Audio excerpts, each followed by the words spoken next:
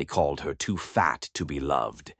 In the dusty town of Dustell, that was Martha Tilley's real name. Not Martha, not Miss Tilley. Just a sideways glance at her waist, a quiet scoff, and then nothing. She was the ghost that took up too much space, the woman whose presence made every room feel a little smaller. At 52, she'd learned to live with the silence. She ran the town bakery, her hands strong and sure, kneading life into flour before the sun even thought about rising. Her bread was the softest for 100 miles, her cinnamon rolls a sweet, warm sin. But the townsfolk would take their loaves without a word, dropping coins on the counter and avoiding her eyes like she was the midday sun. They took her kindness, her skill, and gave back only emptiness. She'd been proposed to once, a long, long time ago. A ranch hand named Ellis Harper, all quick smiles and cheap whiskey on his breath. He'd kissed her in a hayloft, the scent of dust and summer sweat filling her head. Then he vanished. A week later, he was married to a slip of a girl from the next county. A girl, they whispered, whose figure wouldn't spook the horses. Martha never cried, not where anyone could see. She just kept baking, kept humming her quiet tunes to her cat, Button, kept whispering, "You're welcome," into the empty air. Because kindness, she knew, wasn't a currency. You didn't give it to get something back. You gave it because it was all you had left. And then one blistering September morning, he rode into town. He wasn't fast. He wasn't proud. His horse moved with a slow, deliberate rhythm, the rhythm of a man who'd seen too many horizons. He wore a travel-stained coat and a wide-brimmed hat that shadowed eyes that looked like they'd stared into 1,000 campfires and found no comfort. Across his back, a guitar with 2 strings missing. He was just another drifter, another piece of tumbleweed blowing through. No one paid him any mind. But Martha saw him. She stepped out from the bakery, wiping flour from her apron. The heat was a physical thing, a heavy blanket. She looked at the stranger, at the way his shoulders slumped with a weariness that went bone deep. "If you need a cool drink," she said, her voice steady, "or a place to sit out of the sun, I don't mind." The man stopped. He slowly lifted his head, and his eyes found hers. He looked at her, not past her, not around her, at her. And for the first time in what felt like a lifetime, she saw no surprise, no pity, no disgust, just a flicker of something she couldn't name. He tipped his hat, a gesture so small it was almost lost to the wind.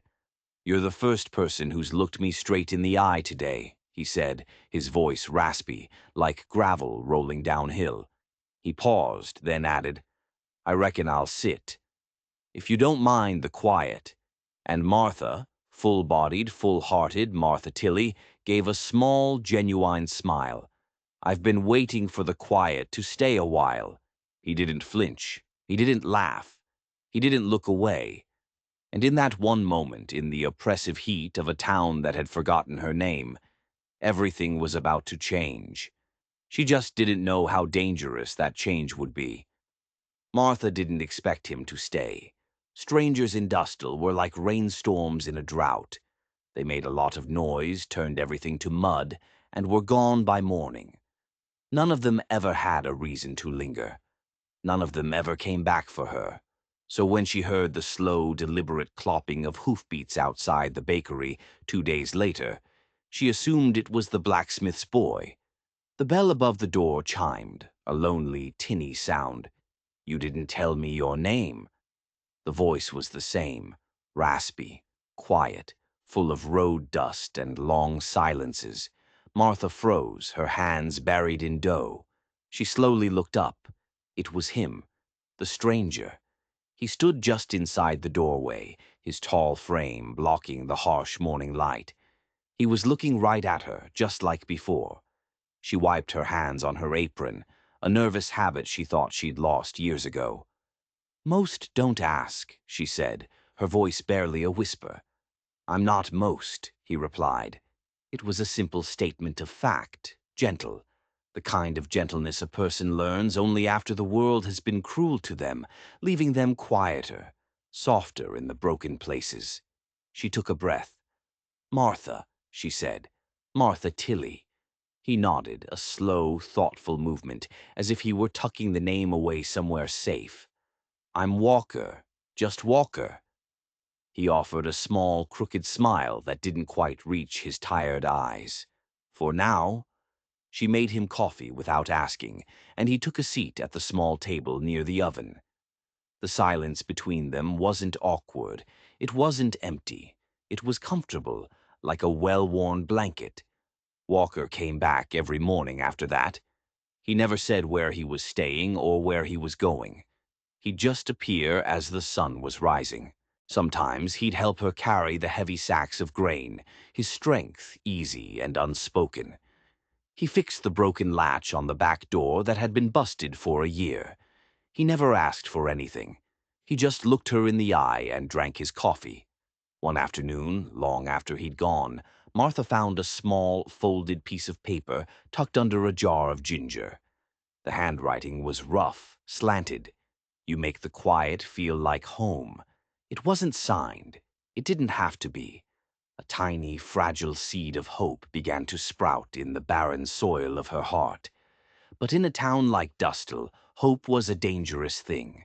It drew attention, and attention drew vultures. 2 days later, she saw them. Mrs. Gable and Mrs. Crowley, the town's chief gossips, standing across the street, their voices carried on the dry wind. "Heard she's got a man calling on her now," Mrs. Gable said, her voice dripping with fake pity. "A drifter," Mrs. Crowley added with a sniff. "Probably after a free meal. He must not know what he's getting himself into." The unspoken words hung in the air. A woman that big. Martha's hands stilled on the window she was cleaning. But then she felt a presence behind her. Walker was standing in the doorway. His face was unreadable, but his eyes were filled with a grim, knowing sadness. "You hear that?" she asked him, her voice flat. "I hear a lot of things in this town," he said, his voice low and steady. "But I've learned there's only one voice worth listening to." He looked straight at her. "Yours." That night, for the first time, he stayed late. After a long silence, he spoke. "I've been running for a long time, Martha. From things. From people." He looked down at his calloused hands. "But when you said my name this morning, for the first time, I didn't feel like running anymore." Martha didn't know what to say, so she refilled his coffee cup and slid the last honey biscuit from the tin onto his plate. He hadn't come for a free meal. He hadn't come to fix her. He had come back for her name. For a woman who had spent her entire life being invisible, that was everything. But as the first chill of autumn began to creep into the air, she felt a different kind of cold. The town was watching, and they did not like what they were seeing. Not one bit. The mornings grew crisp, but the gossip in Dustle only got hotter. Walker's daily visits to the bakery were no longer a curiosity. They were a scandal. The town had spent decades fitting Martha into a box labeled unwanted, and they weren't about to let some quiet stranger tear it up. It started with the little things. Conversations that died the moment she walked into the general store. Mrs. Crowley now took her bread with 2 pinched fingers, as if touching it might be contagious. Children who used to wave were now shooshed and pulled away by their mothers. Martha tried to ignore it. She'd built a fortress around her heart, brick by silent brick. A few whispers couldn't knock it down. Then came the first note. She found it slipped under the bakery door, the paper cheap and rough. The handwriting was blocky, childish, trying to disguise itself. "He's just being kind. Don't make a fool of yourself." She read the words once. Her chest felt tight, a familiar ache. But she folded the note neatly and tossed it into the roaring mouth of the oven. She watched it curl, blacken, and turn to ash. She would not give them the satisfaction of her tears. But that night, the fortress felt a little less secure. As she was folding aprons, she looked over at Walker, who was quietly whittling on the back step. "Do you ever feel," she began, her voice small, "like people are just waiting for you to fall?" Walker didn't look up. "People who spend their whole lives on their knees," he said, his voice a low rumble, "hate the sound of anyone else learning to stand." He finally looked at her. "You've been standing a lot longer than most, Martha." His words were a comfort, but doubt is a weed. It doesn't need much light to grow. After a lifetime of being told she was too much, too big, too plain, too quiet, she started to see their judgment in her own reflection. Had she been a fool? 2 days later, the whispers became a roar. She was drawing water from the town well when she heard Reverend Ainsley talking to a pair of ranchers, his voice loud, self-righteous, meant to be overheard. A lonely woman inviting a vagrant into her life? That's an open invitation to sin. It sets a poor moral example. They never said her name. They never had to. The bucket slipped from her hand, clattering against the stone. Everyone was staring. Martha felt her face burn with a shame so hot it threatened to suffocate her. That evening, Walker found her in the storeroom, sitting on a sack of flour in the dark, her face turned to the wall. "I don't know if I'm strong enough for this," she whispered. "Strong enough to stay?" Walker asked. "No," she choked out, a single tear tracing a path through the flour on her cheek. "Strong enough to believe someone could see all of this and not eventually look away in disgust." Walker crouched down in front of her. "I'm not here to save you, Martha," he said, his voice raw. "I'm here because you are kind when you have every reason not to be." His expression shifted, a shadow passing over his face. "And it's the kind of thing that gets people killed in a town like this." Martha's breath caught in her throat. "What are you talking about?" Walker's eyes held a darkness she had never seen before. "I'm not just a drifter, Martha. I came to Dustle for a reason." He reached into his coat and pulled out a worn, leather-bound journal. "I came here looking for my brother. He passed through this town 5 years ago, and then he disappeared off the face of the earth." He opened the journal to a marked page. The last thing he ever wrote was about this town. He wrote about the cruelty, the judgment, and he wrote about one single act of kindness. He looked up at her, his eyes burning with a terrible fire.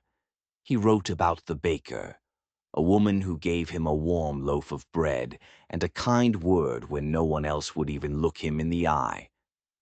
The storeroom suddenly felt ice cold. She remembered. A young man, 5 years ago, tired eyes just like Walker's, a kind smile. She'd given him a biscuit. He'd thanked her, and then she'd never seen him again. "This isn't just about us, Martha," Walker said, his voice dropping to a deadly serious whisper. "There's a rot in this town, and I think you and I just stirred it up." The anonymous note wasn't just a warning. It was a threat. The town's hatred wasn't just about her size. It was about what she knew, or what they thought she knew, and they would do anything to keep their secrets buried. The air in the bakery, usually comforting, now felt heavy, charged with danger. Every chime of the bell made Martha jump. The town's shunning had morphed into something sharp and menacing. Walker spent the next 2 days poring over his brother's journal. His brother, Daniel, had been a poet. He wrote about the people of Dustell with a keen eye, describing their pinched faces and fearful eyes. He wrote about Reverend Ainsley's sermons, full of fire and brimstone but empty of compassion, and he wrote several times about Martha. "In a town full of thorns, she is the only flower." Martha's hands trembled as she listened. Someone had seen her, truly seen her, and he was gone. "What happened to him, Walker?" she asked. "I don't know," he admitted, his knuckles white as he gripped the journal. "His last entry is dated October 12th. He said he was planning to ask around about some old land deeds. He'd heard a rumor that some of the town's founding families, including Reverend Ainsley's, had acquired their land through questionable means. He looked up at her, his eyes hard as flint. The very next page is torn out. A cold dread washed over Martha, a drifter asking questions, a town built on secrets. It was a deadly combination. The next morning, the threat was no longer veiled. She found the front window shattered, a jagged spiderweb of broken glass on the floor. Lying in the middle of the mess was a rock wrapped in paper. Leave, both of you. This was Reverend Ainsley's work. She knew it. It had his brand of cowardly violence, an act done in the dead of night. Walker was silent as he swept up the glass, but it was the coiled silence of a predator. The tired drifter was gone. "They're scared, Martha," he said, "and scared people do stupid things." That afternoon, Martha remembered something. "Ellis Harper," she said suddenly. Walker turned. "The man who left you?" "Yes. His family was one of the first in Dustel. The night he kissed me, he was drunk. He was bragging. He said his father knew how to get what he wanted, that the law was just a suggestion. He said something about the old town charter, that it was worth more than gold." Walker's eyes narrowed. "Where would the charter be kept?" "The church," Martha said. "Reverend Ainsley keeps all the town records in his office, for safekeeping." That night, under a moonless sky, Walker slipped out. He didn't tell Martha where he was going, but she knew. He moved like a shadow. He was no drifter. He was something else entirely. Martha waited, her heart a frantic drum against her ribs. Hours crawled by.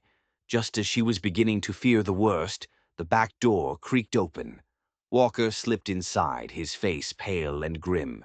He was holding a large, leather-bound ledger. "You were right," he whispered. He opened the ledger on the flour-dusted table.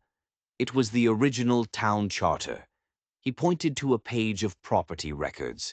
The largest plot, now owned by the Harper family, was originally registered to a different name, a name that had been crossed out. Next to it, a notation: "Deceased, no heirs." Walker then flipped to the back to a list of deaths. He ran his finger down the page, and there it was. The name from the land deed. He had died on the exact same day the deed was transferred to Ellis Harper's grandfather. Written beside the name was the cause of death: accidental, witnessed by Reverend Thomas Ainsley, the current Reverend's father. "It wasn't a transfer of land," Walker said, his voice dangerously low. "It was a theft, a murder. The foundation of this town is a lie." He looked at Martha, his eyes blazing. "My brother must have found this, and they killed him to keep it quiet." Suddenly, a loud banging on the front door echoed through the silent bakery. It was heavy, demanding. A voice boomed from outside. "Martha Tilley, this is Sheriff Brody. Open this door. You're harboring a fugitive." Martha's blood ran cold. They weren't just trying to scare them away. They were trying to erase them. She looked at Walker, then at the ledger. The town wasn't just going to let them walk away with their secrets. They were going to bury them, just like they had buried everyone else who got in their way. The sheriff's banging was relentless. "Open up, Martha. We know he's in there." Walker moved with startling speed. He grabbed the ledger, shoved it into a burlap sack, and slung it over his shoulder. He looked at Martha, his face a grim mask. "There's a cellar door in the storeroom. Is there another way out?" Martha's mind raced. "Yes, a small hatch. It leads out to the gully behind the cabin." "Go," he commanded. "Take this." He pressed the sack into her hands. "Don't let them find it. I'll keep them busy." "No," she said, her voice shaking but firm. "I'm not leaving you." A crash from the side of the bakery, the sound of the newly boarded-up window being smashed in. They were out of time. Walker's eyes locked on hers. "Martha, They will hang me without a trial. You have to get that ledger to Judge Miller in Stone Creek. He's the only one who can't be bought by the Harpers." Before she could protest again, he pushed her toward the storeroom. "Go now." Heart pounding, Martha stumbled into the back room. She could hear Walker barricading the front door, buying her precious seconds. She heaved the heavy flour sacks off the trapdoor and scrambled down the rickety ladder into the pitch-black cellar. Above her, she heard the front door splinter and crash open, followed by shouts and a struggle. Tears streamed down her face, but she forced herself to move, crawling through the darkness. Her fingers found the escape hatch. With a desperate shove, it gave way, swinging open into the pre-dawn gloom. She crawled out into the muddy gully, clutching the precious ledger, and she ran. She ran with a speed she didn't know she possessed. Stone Creek was 10 miles away.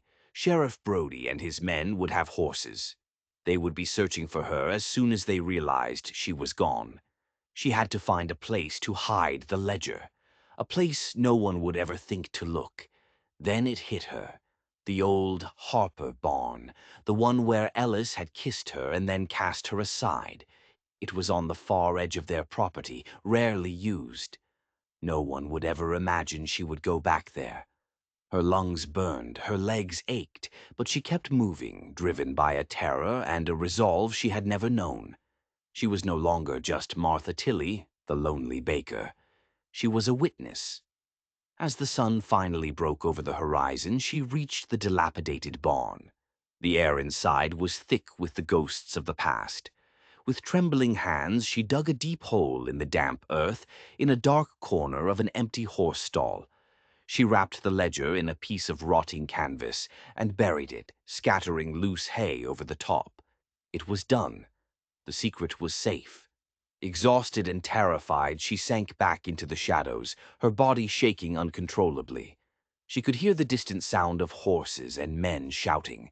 They were hunting for her. She closed her eyes, and all she could see was Walker's face, his last desperate plea. Go. She had gotten away. But now what? She was one woman, alone and hunted, against an entire town built on murder and lies. How could she possibly save him? The day dragged on in a haze of fear.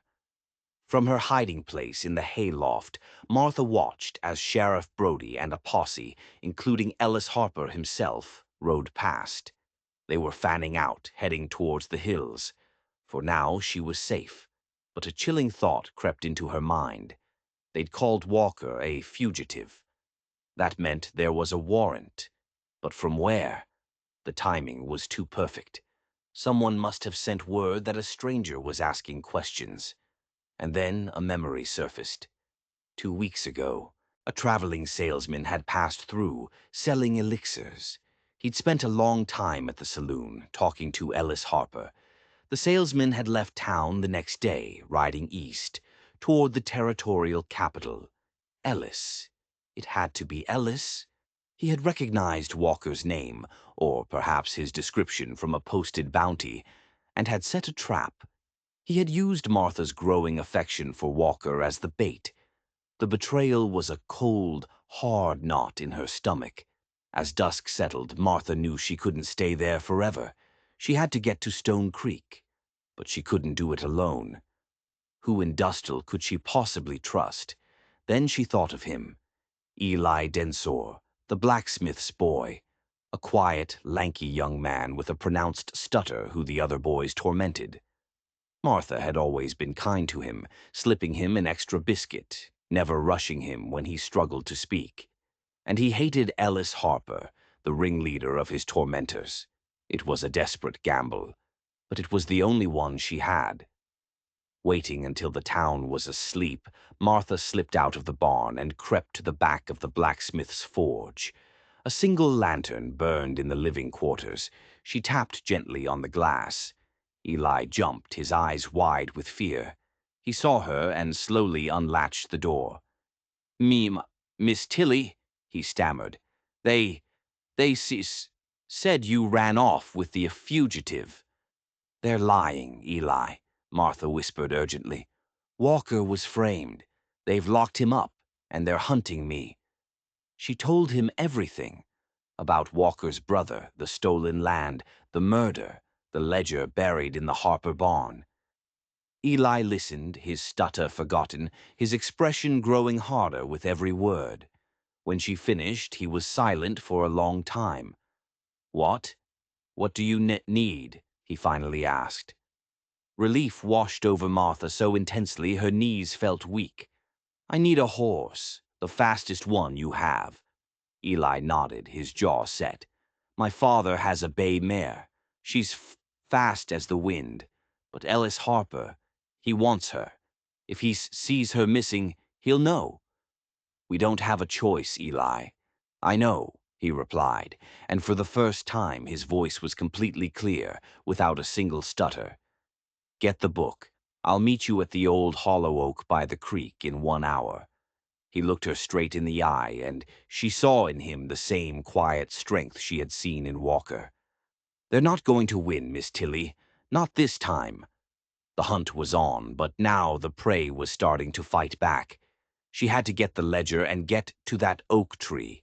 The fate of 2 men, one dead, one alive, rested on her shoulders.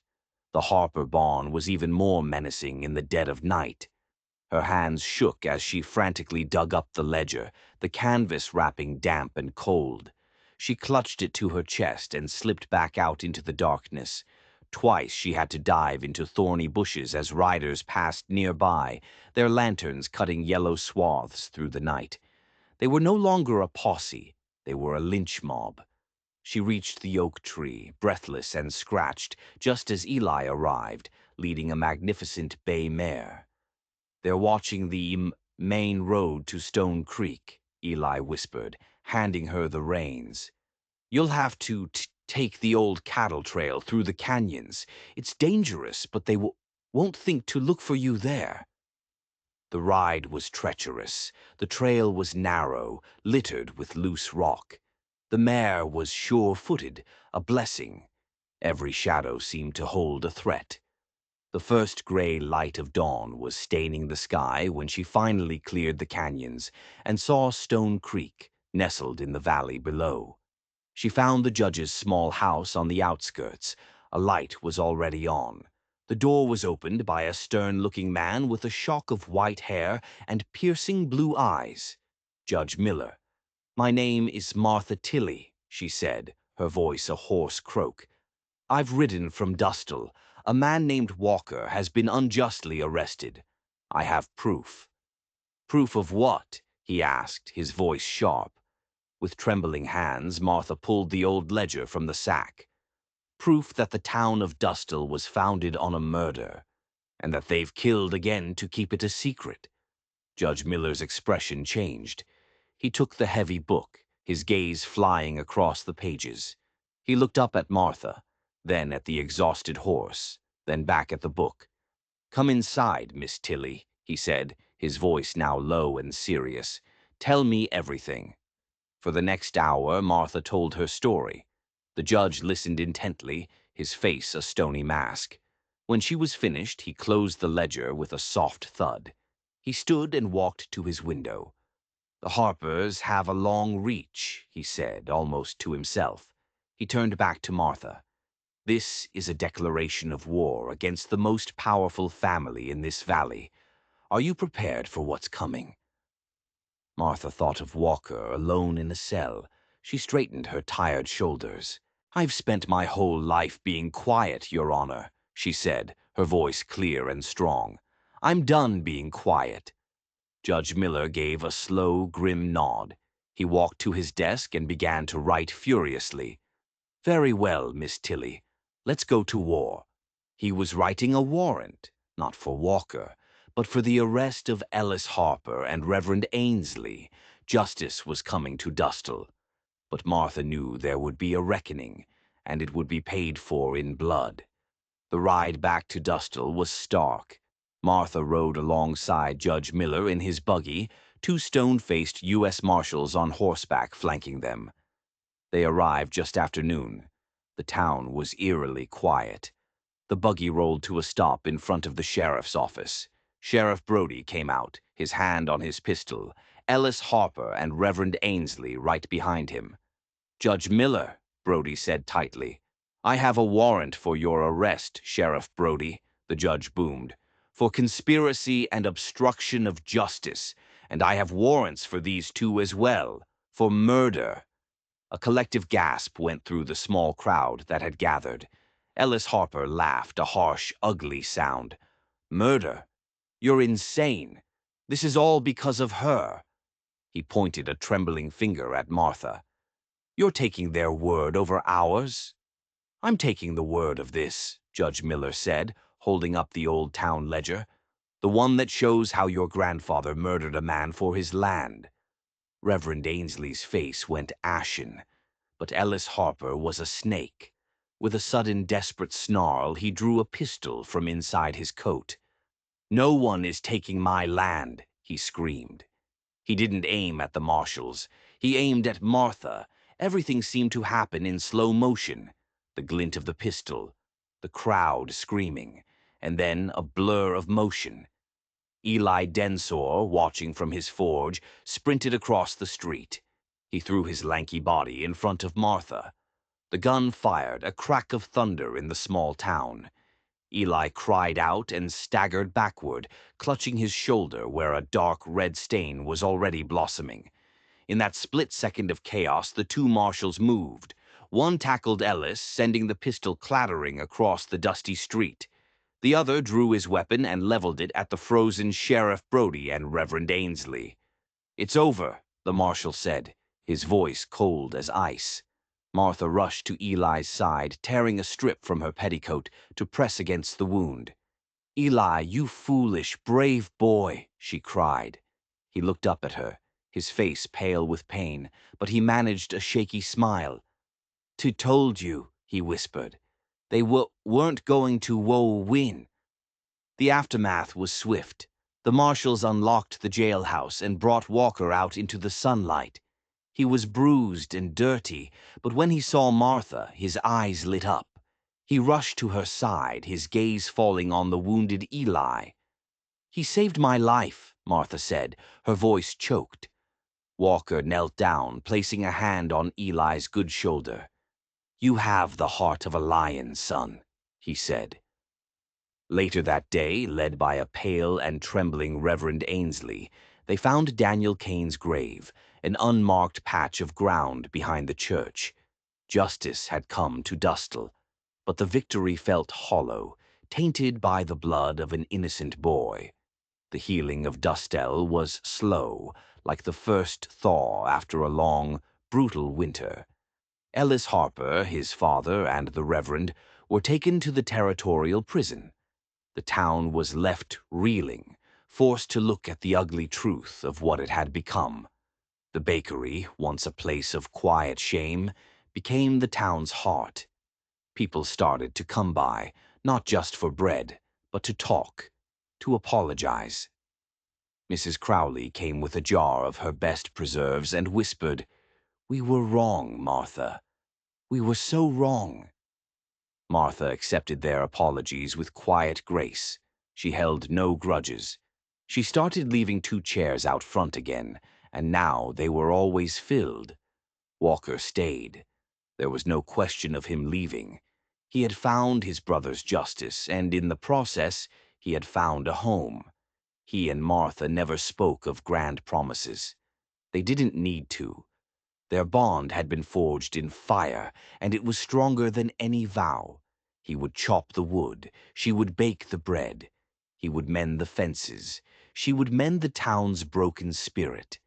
One crisp autumn evening, a year later, they were sitting on the porch, watching the sunset. A wagon rattled into town, carrying a new family. "Excuse me, ma'am," the man said, tipping his hat to Martha. "We're new here. We were wondering, is this a good town?" Martha looked at Walker, a small, knowing smile playing on her lips. She thought of the town that had scorned her, and the town it was becoming, a place of honesty, of healing. "It is now," she said, her voice full of a quiet, unshakable peace. "It's a place where people look you in the eye, a place where kindness isn't a weakness. Welcome to Dustle. She stood up. You must be hungry after your journey. Come inside. There's always room at the table. They had called her too fat to be loved. They had called her a fool, an outcast, a sinner. But in the end, they called her their savior. She had simply stood her ground and, in doing so, had given a broken town a chance to be reborn. She had built a life too full to be ignored, and when they finally saw her, they realized she wasn't too big at all. She was just big enough to hold all of their hope. If you believe that one person's courage can change the world, and that kindness is the ultimate form of justice, then smash that subscribe button and ring the bell for more stories of the forgotten heroes of the Wild West. Do you think true justice is ever possible without forgiveness? Let us know your thoughts in the comments below. We're listening and we're waiting to tell you more.